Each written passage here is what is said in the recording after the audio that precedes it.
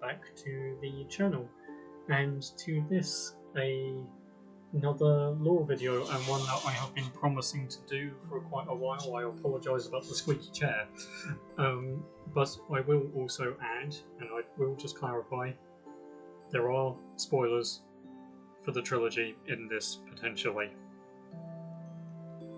So this video is going to be covering not one race in Aphalas, it's going to actually be covering a selection, the Faunreth, and their...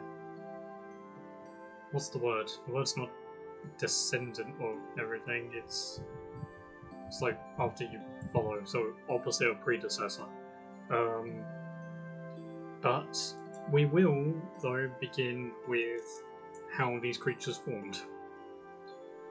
The Faunreth themselves were the original guardians of Aphalas. They predated pretty much all humanoid creatures on the planet and were primarily created by the father in terms of the original Faunreth. And the original Faunreth were, and there are the established ones, and then there are some debatable ones.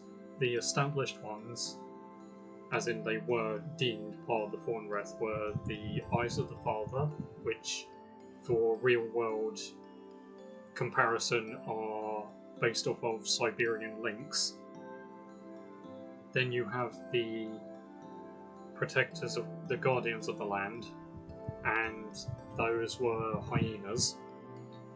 And then you have the Guardians of the Sky, being the wyverns. And they were wyverns, they were not dragons. Dragons were deemed not too powerful, especially after after Nagrasag took the form of one of them as well. It was sort of deemed a bit of a bad omen. Which then puts into question why Galeria did that later, but... Anyway, those were the original three, but there are other creatures on Aphalas that play significant roles. One of the last videos I did in the first Ancient Mysteries were the Owl Folk, and you had the Owl Folk humanoid, but you also had owls as in actual owls, so they are present. Starlings are another big one. They are... I'm pretty sure soon I'm going to have to do a video on what happened to the Stone Elves specifically to just bring all of this into detail. But the Starlings were significant in that, and they were heavily tied to both a Mendiel and a prophecy.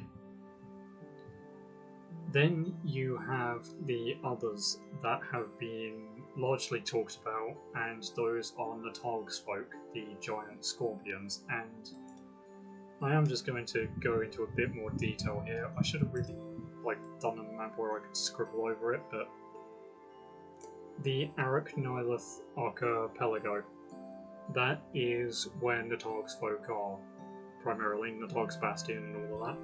And the giant scorpions were not necessarily...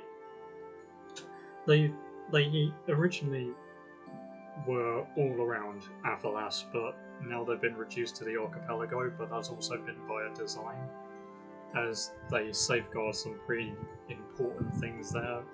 They were in charge of keeping Sinepia in check when she was imprisoned over there. And they are still, even to the present day of Aphalas, of Aphalas, they are still some of the most powerful creatures in the entire world. And so they base themselves on the archipelago, and the Owl Folk, I'm just going to say that they are probably the loosest connection of the lot, and if you want to see more, please do check out the first Ancient Folk video on the YouTube. I will have it in one of the cards for this one. But then moving on, we've covered the factor that the wyverns got betrayed, essentially. the fates of the original proper true Faunreth. Nope, I'm getting ahead of myself, because there is another creature that I forgot to mention. And again, well actually there's technically two, but one of them's not Faunreth. They are more just very notable around, and they tend to side with good, but they don't necessarily have a proper alignment, and that's the bats. Or the bat colonies that are all around. Necrosac and Cenevia used them in certain points to try and crossbreed and create flying demons to combat the agility and things like that. So, but what happens with the original Faunreth is that before the Second Demon War, the Wyverns are betrayed. They are deemed too dangerous for the world, and the Father turns his back on them.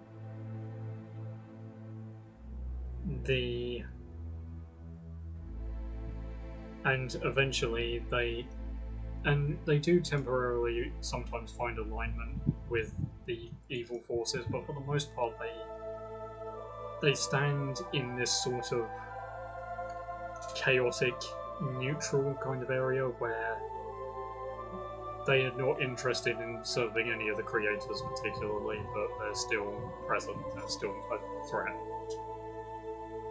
And that's also partly why I scrolled down to this part on Archivris, because you've got the Labyrinth of Beasts. If I can just zoom it in a bit more. The Labyrinth of Beasts, which is their home, aside from the family that control part of this. But that is the Wyverns. The Hyenas, and I am going to associate this as Hyenas, the Guardians of the Land. They were the original land defenders. They were the ones that pretty much shaped up primarily combat against the first demons and their creations. But somewhere along the line, they betrayed the creators. It wasn't so much that they got betrayed. They just one day decided that no, we're going to serve Cenevia, and they up and left and turned sides, and there was several different engagements that happened throughout Aphalas, but it only led the majority of them to become the Hounds of Collage. But it is also notable, and I am going to try and bring this in the edit. The other part of it is that the Hounds of Collage, another offshoot of them, actually went into the sea and became the sea demons of Shah. And whilst the Hounds of Collage served only Cenevia and briefly formed an alliance with the Beast Elves, the sea demons served both Cenevia and Nagrasak. But moving on from that, it is also notable that some loose hounds still floated around areas of Destinal and Arasin for a while, when the three lands were all connected. Or, well, Destinal and Shah were never connected, but they were connected through Arasin. But beyond that, we've covered them, so now we will move on and cover, and again in the edit, if I remember, I am going to be adding images in just to showcase a bit more and all of that. So this is just the raw footage on the stream. But there is some other creatures to cover, and the next ones are a one that is, originally they weren't, but eventually they did just become solely based in Arasin, and that's the replacement protectors of the sky, the ones who keep the wyverns in check as much as they can, and that is the Sparrowhawks. And the Shrouded Eye the little mountain in their collection of trees that you can see near the top of the screen at the moment, that is their primary base of operations. And yes, originally their effort was to fend off against the wyverns, but since the Ruby Mist got developed and not the Adalar barrier, the Agate barrier over Arisen, that's become a bit null and void. So now their primary focus is essentially helping out if any threats come to the steppes, but primarily just keeping the Ice Elves in check, as the Ice Elves are agents of Senevia. And in terms of, well, I'll leave that bit till the end because that's going to be quite a debatable thing, I think. But the Sparrowhawks largely do keep to themselves, but they do work in close proximity with the only one of the original 3 established Faunreth who did stay loyal to the Father, and that's the Eyes of the Father, the Lynx. The Lynx are not... well, they can fight. They try to avoid to fight. One of their most notable characters is Kylith, and Kylith is very noted for helping guide Kirindreg and Najati forces around the steppes. And steppe loyalists, they do not try or provide safe passage to and from the Faerun mountain holdings when they're being receptive. They do not try to engage in actual fighting, they serve more as spies and scouts. And part of that is because there's just not that many of them, and they are strictly isolated to Arisen, so they cannot necessarily combat as much, and having spies in areas like the steppes that can keep fast moving and that is actually insanely important, so... But those are covering all of that, and the Kingfishers are the other one. Amendiel's little secret weapon, almost, or not secret weapon, secret aid. The Kingfishers are literally the only sort of creature that is properly imbued with a type of the magics, in this case Sapphire, and they help to heal, they help to mend, they help to repair, and they go around focused on all of that. There were efforts in various ancient combats and everything, but even up until now, their actual location or gathering location is not known. They've been spotted all over the place. They do not have one specific area that they keep to. They keep on the move in some cases. But yes, they are the most elusive of all of them, even beating out the Eyes of the Father in that. Like, they just keep to themselves until the need is there. Which also, and yes, spoiler for what I'm about to say, which brings into question why they did not fight in the battles throughout the trilogy or move into aid. Does that mean something else happened to them in the lore? We will see. But now we move on to the ones who do appear in some of the books and in a lot of notable combats throughout, even if it's just as a passive maneuver as they partly were in the Idros Years of Sorrow, and that is the Ancients of Naros. The Ancients of Naros were Galeria and Amendiel's efforts with the help of the Father to replace the Faunreth. And there are 5. The Protectors of the Snow, or Defenders of the Snow. Protectors, Defenders, either or works. Snow, Jungle, or Woodland Forest. plains, sea, and desert. The Protectors of the Snow, arguably the most combative orientated ones, based off of wolves. Wolves, as in proper grey wolves and all that. And they, for quite some time, were led and also guarded in their great slumber, because that is a key thing about the Ancients that's different from the Faunreth, is that for a lot of time, the Ancients sleep in the Underlands. They get called upon by a wielder of the Staff of Shar, or if the Underlands themselves come under threat. Those are the only two ways that they get awoken. But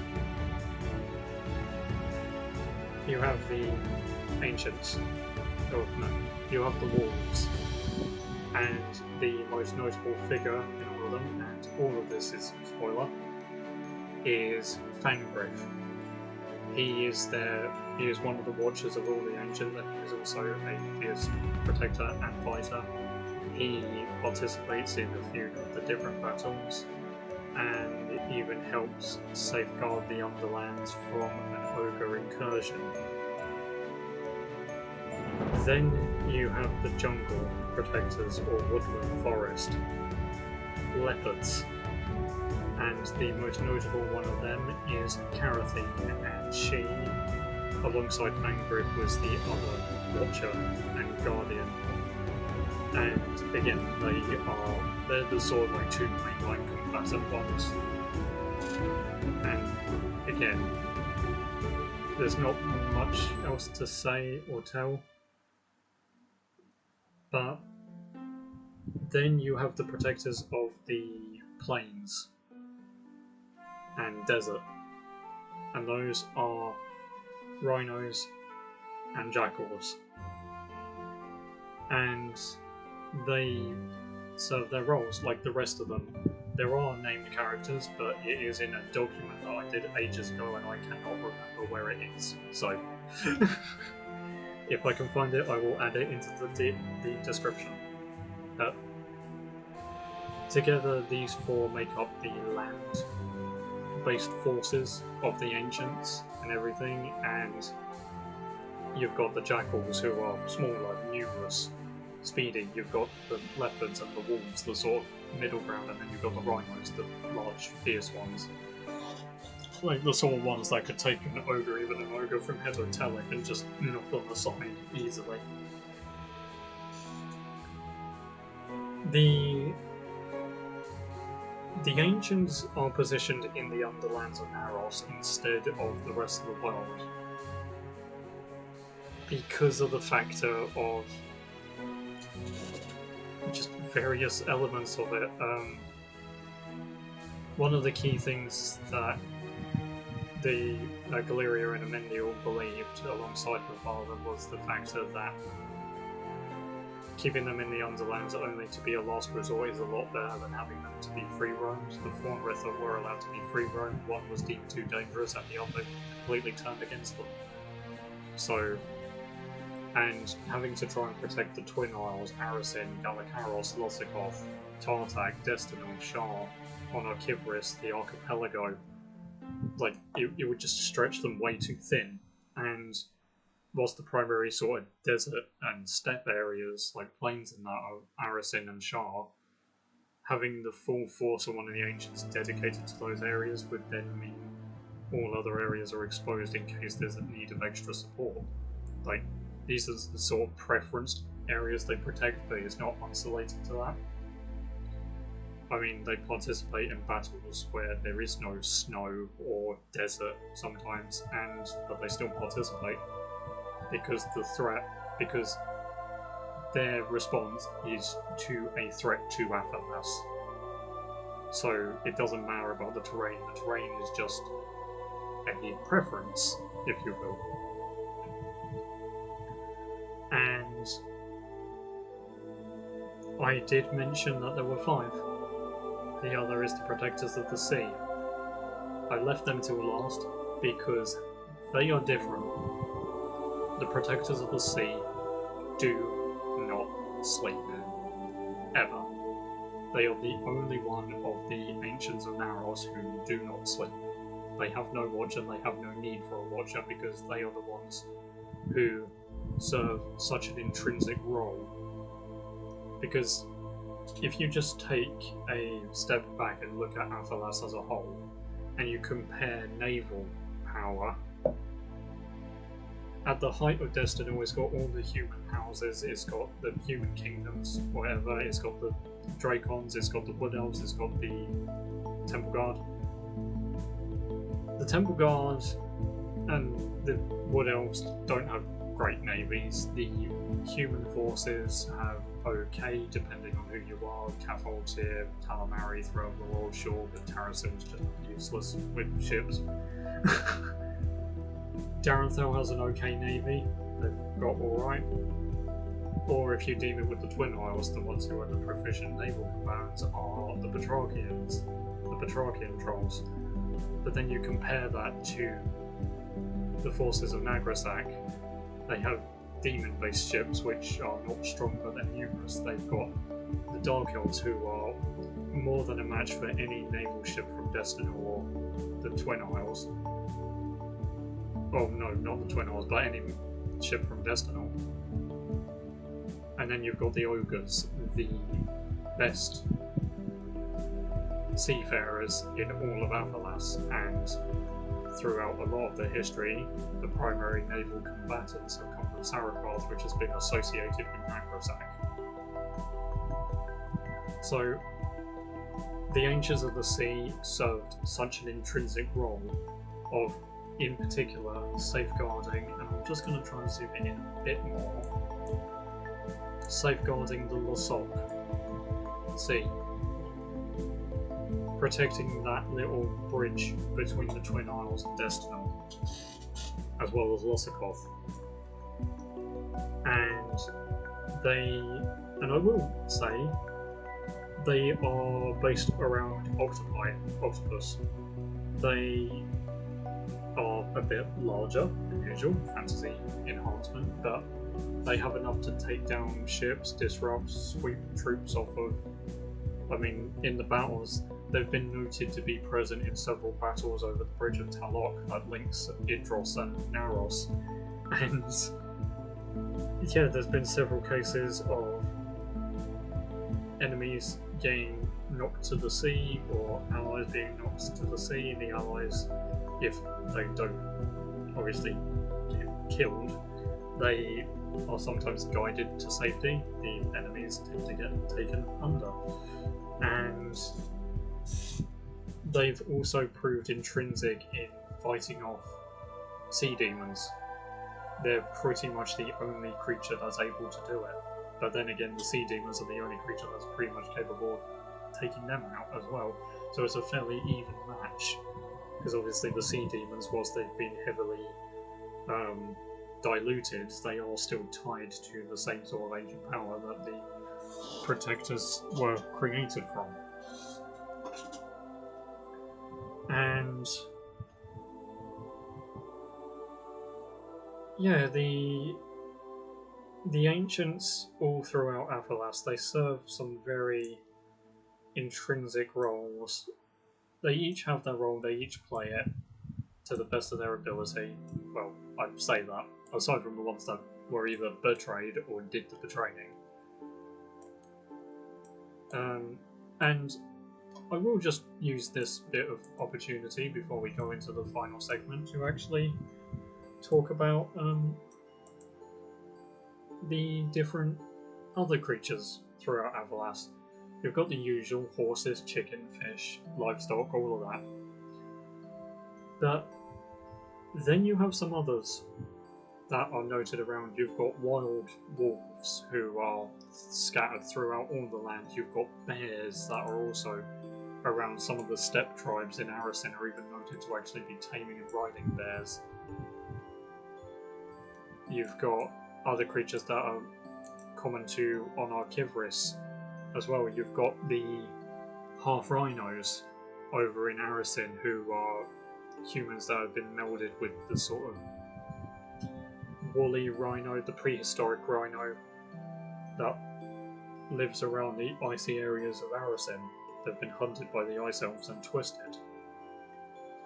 You've got creatures all over the place, and there are some others that are still not truly confirmed at what they are. In Senevia's ranks throughout Galakaros, she had something known as bestial sprites. Still not actually established what they are. And in the ancient history, she had her ancient forces that did, in the end, actually get wiped out for the most. Well, as far as we know, they got wiped out. It's partly down to me whether I decide to bring them back or not. But there's still an unknown. You've got the Boygons on Archivris, and occasionally up in Arasin, the sort of Indonesian-inspired kind of winged elephants. You've got other creatures like the indigo foxes that are yet to be established, but I am planning to.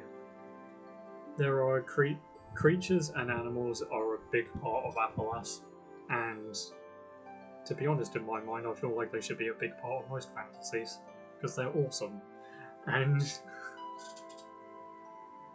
But yes, there is a lot to do with them, and a lot to establish.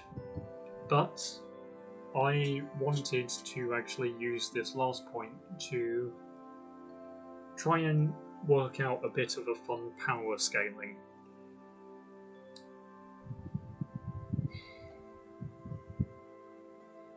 I think if you took all the creatures together that are established and confirmed and everything so far, Natark's people come out on top. That's why they were trusted as the Guardians against Senevia, that's why they were entrusted with all of this. Because even though the Wyverns got betrayed, there could have still been a chance to entrust them with sort of fending Senevia off, but no, the giant scorpions were. I think the Wyverns come in a close second though. The reason why the Sparrowhawks are able to keep them in check is because the Sparrowhawks are more numerous than the Wyverns, not to mention the fact that certain forces, such as the Kingdom of Onakrith, has actually designed weapons that are able to actually kill Wyverns. So it's not necessarily in their favour, plus several died in the conflicts they were involved in as well, and their numbers never really replenished from that. But, well, they did replenish, they just took quite a while. After the Wyverns, I have to say it's the Starlings, and that is tied to the prophecy. The Starlings themselves are not very powerful, but when this prophecy gets written and instructed, they're almost like a living nuke. They are insanely powerful, and they're like, each of these creatures is maybe worth of their own video, but essentially if anyone knows how real Starlings function with like the murmurations and things, that's the concept I've taken with this. I've just made it like an actual prophecy-based weapon and attack. When the Stone Elves were destroyed, the Starlings were a last-ditch effort by them. They wrote the prophecy, the Starlings came through, they formed this giant murmuration maneuver, and that forms into a giant Starling essentially, and they crashed in, and they slaughtered so many Hounds of Collage and so many Beast Elves and their allies and everything that none of those forces really ever were able to get back up to the same strength again, and it completely prevented them from being able to capitalise and chase after the trolls back to Idros or the forces to Lossikoth or wherever they wanted to go. The Starling maneuver basically prevented that from happening. So it's a very one and done sort of mentality, but it's because it's just restricted to that, which is why they're not at the top. And it can be debatable that they should be a bit lower as well. After that, Sparrowhawks. And again, they're entrusted to take on the Wyverns and safeguard them. They have the capability of flight, and they are also still very strong. Don't really need to rest too much on them, I don't think, but following them,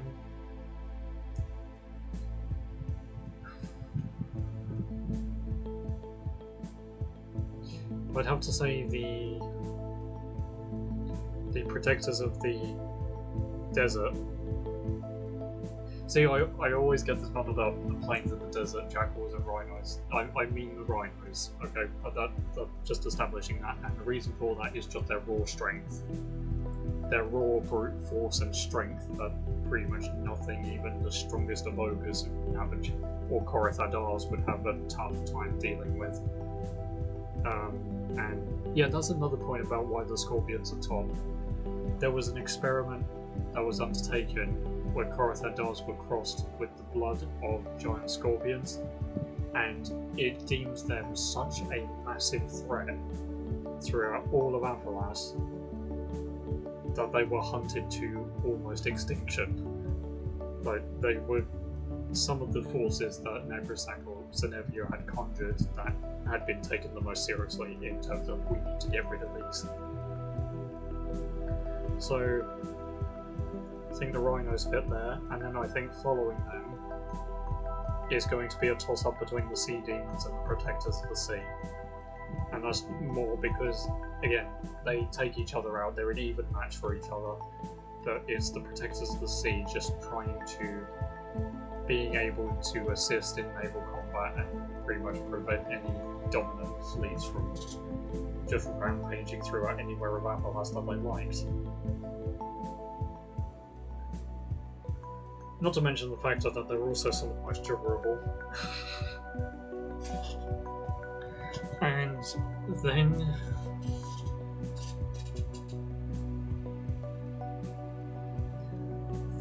I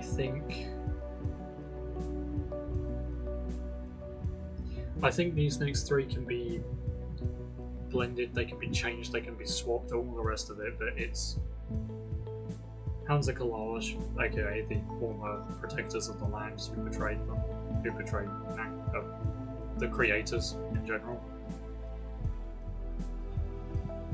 The Protectors of the Snow, or the Defenders of the Snow, and the Defenders Protectors of the Jungle. So the Corrupted Hyenas, the Wolves, and the Leopards. I think you can switch them depending on preference, and when I add more lore, obviously you'll get a bit more established. But those are the sort of mainline kind of ancient combatants of any of them, so it's like if you were comparing sort of sword and board infantry from different nations and that, it's like, unless they've got real specific training, there's not going to be too much difference between them. And following them, gonna have to say the Protectors of the Plains, the Jackals. They are weaker than the others, but they are very numerous and they are very quick as well, so they can still do the damage, it's just they are just a bit lower. And then the Eyes of the Father, they can fight, and they are tough fighters, but it's just not a preference for them. They prefer to scout, they prefer to glance around and all that. And normally in the situations that they're finding themselves in, even if they were to fight, it's not necessarily a battle they were going to win most of the time. So it's a sort of high risk scouting on their own. And then tailing in at the bottom, I'm not going to throw the bats into this because they're not really a part of it, but the owls, if you can count them as part of the ancient Faunreth, and the kingfishers, because whilst they can assist occasionally in fighting, the kingfisher primary maneuver is healing and aiding, and it's very, very difficult to have a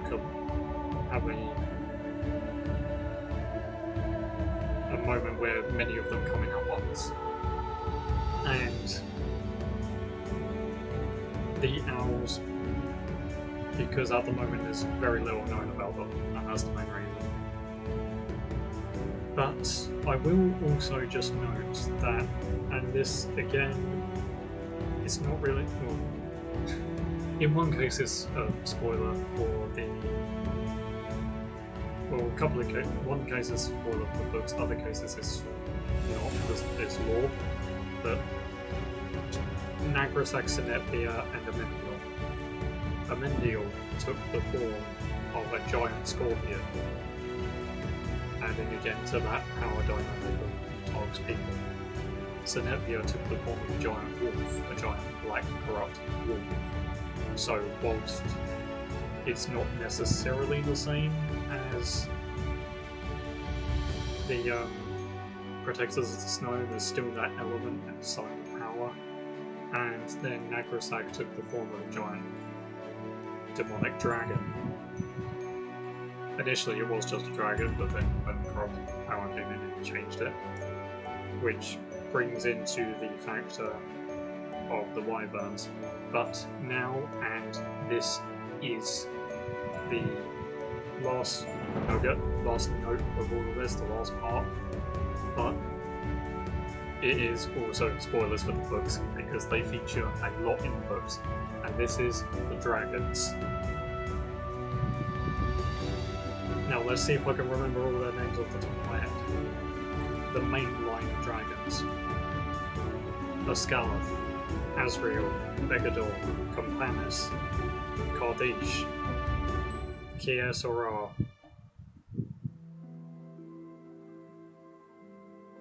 Arakind. Got all 7. And then you've got 3 others. You've got Hosimoth, Arithmar, and Nisothir. Now, those 3 do not come into this, because Hosimoth can't, or as far as I've put in the lore so far, he cannot actually interact with the physical realm, or the living realm, that well. And Nisothir and Arithmar are tied to, again, weapons and prophecy. So they're like the uber tier power, again with the Starlings, but is tied to things as well. But the others, these creatures, these dragons, were formed out of Galeria's sacrifice when she merged with the sacred element.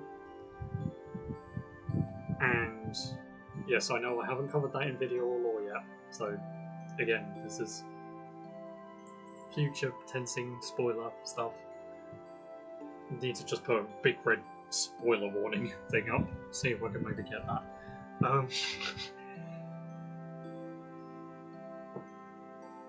Arakind. Nope, Ascalath. Ascalath was the first one. Ascalath is the dragon of water. And each of these dragons is imbued with, yeah, what you can argue now is Feldspar magic, because they each get tied to an element of nature. Ascalath is water, Arakind is ice, Kardish is storms and lightning, Kiesora is sort of grass, forest, that sort of thing, Azrael is the air, Companus is fire, and Begador is earth. And they all serve their own roles. Certain things happen which I won't go into because otherwise that will make it way too spoilery. But they each prove to be significant elements and roles after Galeria's sacrifice. They are her replacement, essentially, and just in terms of a power scaling, they are more powerful than the wyverns or the sparrowhawks. And I don't mean they're more powerful as in they could wipe the floor with them in an instant, no. Both those creatures could still put up a decent fight against them. It's just not a fight they win, and it's one that they could really only win through numbers, or ambush, or skillful, clever manipulation. And I will add, as much as they are more powerful than them, by that, you turn it around to the other factor, and when these dragons did fight Nagrasak, granted, yes, they were tired, they were exhausted from previous battles. Nagrasak wiped the floor with the lot of them. And, like, he's just able to take them on, and, or I won't say the lot of them because one of them something else happens, but yeah, he's like, even their combined power, even all the feldspar magic and everything, and it's like they prove an annoyance and a bit of, and when they are fresh, they do prove a challenge to Nagrasak, but it's not it's not so significant that he's injured or anything like that. But they came out of his, they were birthed from his sister's sacrifice, so they still have an immense amount of power between them. But yes, and the dragons, again, there's a lot that I've touched on in this video which we will get its own videos in the future. This was covering a lot. I might just change this to like the Wildlife of Aphalas at this rate, the title. We'll get some editing done and everything. I hope you all enjoyed.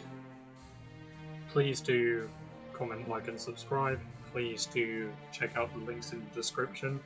Soul of the Gem is now released. It is available out on the Ko-fi page alongside Book 1 and 2 of the Defenders of Aphalas and Code of Chivalry.